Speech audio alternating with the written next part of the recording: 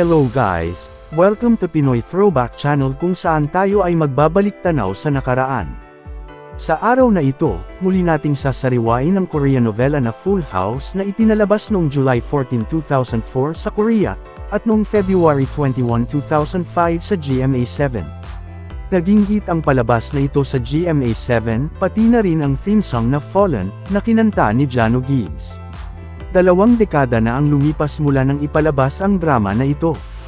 Kaya naman sa video na ito, ating alamin kung nasaan na nga ba ngayon ang pinaka-main cast ng palabas, at kung ano na ang mga itsura nila sa kasalukuyan.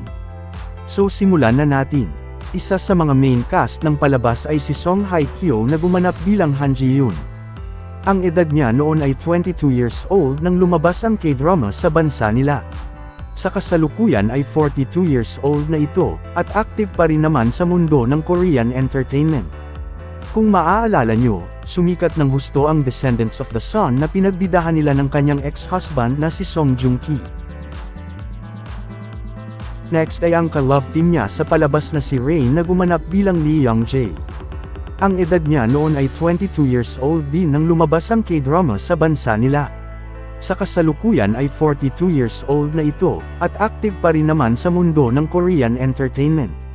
Nitong 2024, naging main lead pa siya sa web series na Red Swan na gumawa rin ng ingay sa mundo ng social media dahil sa mga intense scenes at sagutan ng kanyang female lead laban sa mga in-laws at kabit ng asawa. Next ay si Han Yoon Jung, or kilala din as Han Dagam, na gumanap bilang Kang Hae-won. Ang edad niya noon ay 24 years old nang lumabas ang K-drama sa bansa nila.